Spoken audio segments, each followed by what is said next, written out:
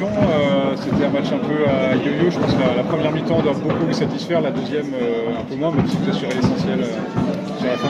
Voilà, on assure l'essentiel de remporter ce match-là. On fait une bonne première mi-temps et comme ça se passe souvent, une trop bonne peut-être, et Vitré un peu moins. Au début de la deuxième mi-temps, on s'est relâché défensivement, ça nous a cassé le rythme offensif.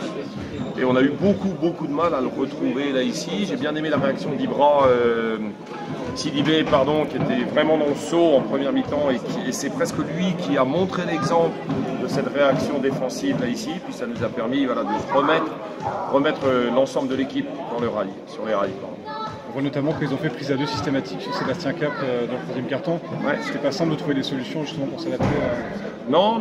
Alors bon, même si Seb a les armes et le reste de l'équipe les a, mais ce qui était surtout le fait, au-delà de la stratégie, voilà, c'est le fait qu'on avait cassé notre rythme de jeu, mais notamment défensif. Parce que le gros différentiel, il est surtout là. On met à peu près le même nombre de points en attaque les deux mi-temps.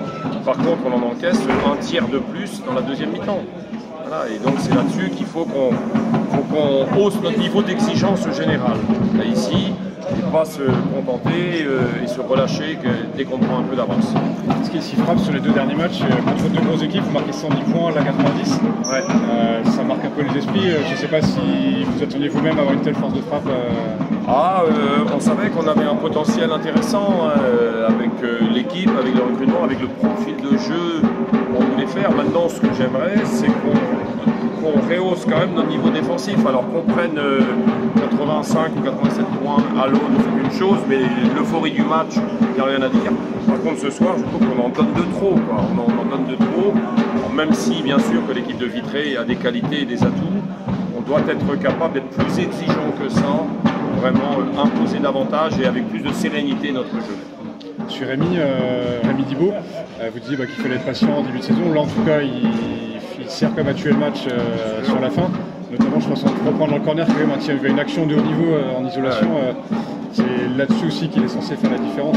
Oui, on le sait. C'est un joueur très talentueux là ici. Et c'est vrai qu'il lui a fallu beaucoup moins de temps que ce que je pensais pour se remettre après un an d'absence, imaginez.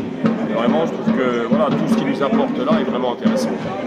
Et juste sur les premiers matchs, on a 3 victoires, 1 défaite. Les deux derniers matchs notamment sont assez solides quand même. Ça vous conforte dans les... Enfin, je sais pas, vous ne pouvez pas trop parler d'ambition. Là, ça va bien lancé quand même vers au moins la première partie de tableau. Oui, mais non. Là, c'est trop tôt. Il y a des réajustements qui se font dans les équipes. Là, à nous à continuer là-dessus. Si on suit à la première mi-temps, oui. Si on suit à la deuxième, non. Je pense qu'il faut attendre encore un petit peu. Il faut surtout se préparer au prochain match qui arrive. Et là, ça va être un match très difficile parce que cette équipe de Vert a démarré difficilement son championnat. Donc chez elle, là-haut, plus le déplacement, on part le matin même. Ça va faire vraiment un match sur lequel il va vraiment falloir se préparer par rapport à ça. Parfait, merci.